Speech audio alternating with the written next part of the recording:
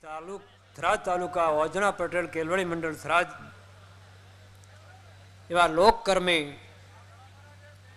સ્વર્ગસ્થ શ્રી જગતા બાપા મૂર્તિના અનાવરણ અને સમૃદ્ધિગ્રસ્ત વિમોચન કાર્યક્રમે એક પવિત્ર પ્રસંગ રાખ્યો.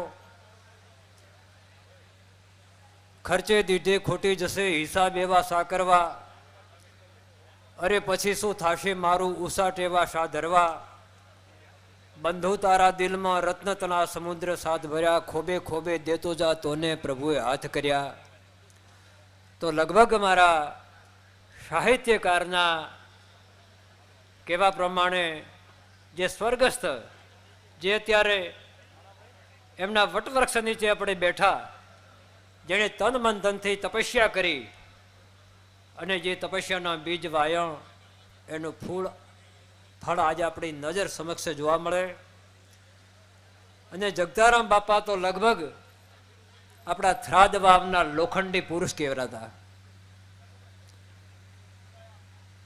જેમ ગાંધી બાપુમાં 11 મહાવ્રત હતા, અસત્ય અહિંસા ચોરી ન કરવી, વણજોઈ તો નવ સંગરવું, બ્રહ્મચર્યને જાતે મહેનત કોરડે ન અભડાવવું, અભય સ્વદેશી સ્વાદ તજવા, સર્વધર્મ સરખા ગણવા, એવી રીતે 11 મહાવ્રત દ્રઢપણે નર્મ આચરવા. જે 11 બાપુના મહાવ્રત હતા એ લગભગ જગતારામ બાપુનામાં પણ હતા. અને એ જગતારામ બાપાએ જે એમની સેવા સાધના અને જે તપસ્યા કેવળ આજના સમાજ માટે નહીં પણ માનવ માત્ર માટે જે કર્યું તે ખરેખર કોઈ દિવસ ભૂલાય એમ નથી. લગભગ એમના તમામ સેવાકીય પ્રવૃત્તિઓ આપણા નજર સમક્ષ જોઈ. એ વખત તો વહી ગયો પણ લગભગ એમને આપણેથી ભૂલાતા નથી. તો સજ્જનો, એમની ત્યાગ તપસ્યા સેવાથી આજે આપણે એમની પ્રેરણા લેવાની કે એક વિભૂતિ આ જગત પર આવ્યો અને કેવું પરાક્રમી કામ કર્યું.